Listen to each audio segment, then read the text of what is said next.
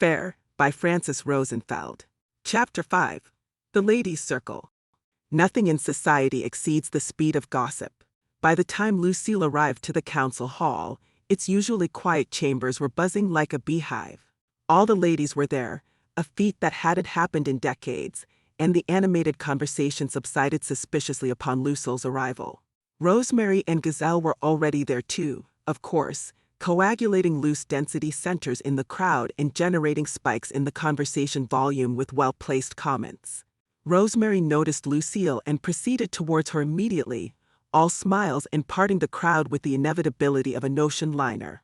"Lucille, my poor dear. How are you coping, darling?" she asked with fake solicitude, in a tone loud enough to be heard across the room. The room's attention instantly focused on Lucille, drawn to the fresh scoop of embarrassment like hands to a puddle of syrup. "I've got to hand it to those two. It took them less than an hour to summon an entire village at the ready. At least next time we need a quorum, I know who to call." She smiled, showing a socially acceptable level of relief. "Great news, my dear." Mary didn't even know what I was trying to ask her. I felt so awkward trying to explain my concern. It is unfathomable that an innocent soul like hers could even be under suspicion. What kind of soulless person would even consider spreading rumors about Mary flouting the rules of our society like that? She stared Rosemary in the whites of the eyes, hoping to make the latter lower her gaze. Rosemary didn't blink. To think that someone would be so callous as to accuse a child. Lucille doubled down. She doesn't even know what it means to seek her own reflection. "I don't mean to pry," Rosemary pried, trying to throw Lucille off her balance and hopefully squeeze out an unguarded comment, "but I have it on very good authority that the child knows she's fair. How else could she have found out? We never talk about these things, you know it's forbidden. I hope the nasty rumors that plagued our community in our youth aren't coming back to bring mayhem to good people." She got closer to Lucille, to whisper in her ear. "Rumor has it that some of the ladies in this room didn't exercise enough discretion in their youth in regards to their reflection." She moved away and continued out loud.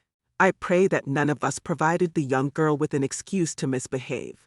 I think you can put your mind at ease, dear, there's no reason for you to worry. As I said, who knows how this rumor spread. It is sad that some people are given to spiteful gossip. But we shouldn't dwell on human weakness," Lucille pushed back. "Some of us have heard," Mrs. Gentry rose her voice over the crowd, "that Mary went out into the desert at night. We are very concerned about this type of behavior. I don't think you should abandon your parental obligations like that, before you get to the truth," she concluded, in a very assured tone. Mrs. Gentry was a self-appointed challenger to Lucille's authority and never missed an opportunity to point out how she could have managed the situation better, if it were for her. She was slightly older than Lucille, and like most of the ladies in the circle's leadership, had acquired an authoritative presence over time, beginning with the imposing stance, helped out by her tall stature, and ending with the stentorian voice, whose higher frequencies could break glass. She always wore black, despite the fact that her dear husband had passed more than 50 years ago, and insisted on not being called by her first name, a habit she found way too familiar. Her veiled silhouette didn't bring up mournful thoughts though, because it was in high contrast with her stupendous amounts of energy. She could wear down an army of staff with her constant demands and always ended up redoing their work, just to emphasize that it hadn't been done to her standards. Mrs. Gentry had started many of the subcommittees of the Ladies' Circle, and as a consequence she headed most of them, which gave her the chance to think up projects and tasks for the less assertive members. In her opinion, she was doing the shy flowers, as she called them, a favor, by encouraging them to become more involved in the life of the community.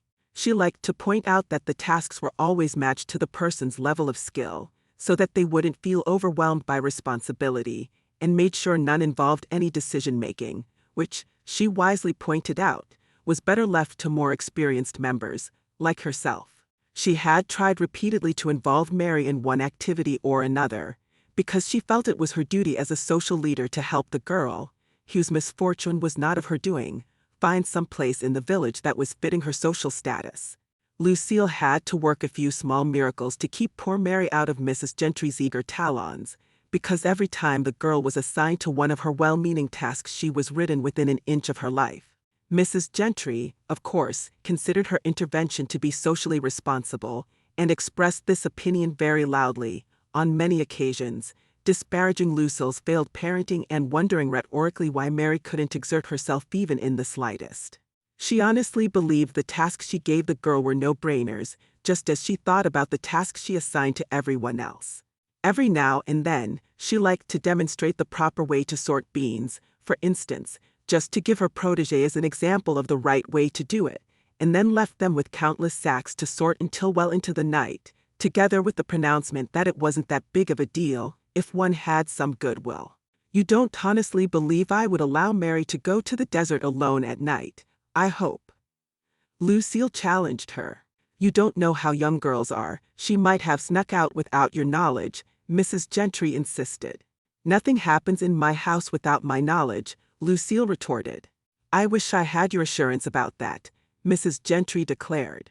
You must be among the few who don't worry about Mary. It is the prophecy, you see, she continued, in a softer voice. There is nothing wrong with Mary other than being the subject of backwards superstition. Lucille's cheeks were instantly flushed with irritation. She had heard the story of the fire maiden one time too many. The room was instantly flooded by a wave of murmurs, doubts and protests. Many of the ladies were raised with that belief and they felt threatened when it was challenged. I wish you gave some credence to the wisdom of our ancestors. They must have had a reason to pass down this story, Mrs. Gentry retorted bitterly, for she was one of those who believed the omen to be true. I don't think you have to worry about being turned into a cursed creature, dear, Lucille answered with just a hint of sarcasm. And if you were, how would you notice the difference? She thought, but then decided it wasn't nice and felt bad about it.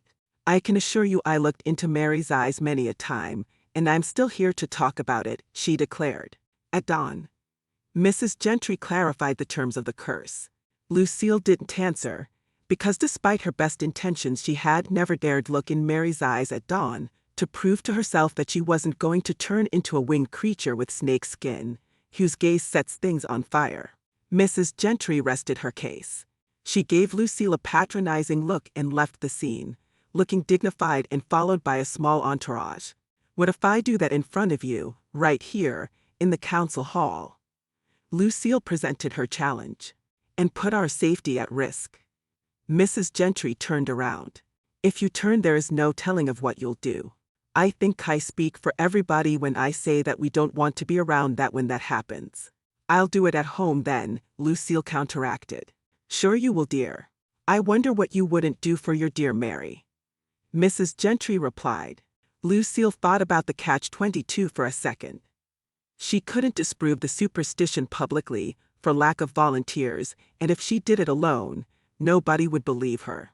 The situation bore an eerie resemblance to the truth of having seen her own reflection, only without any discernible benefits.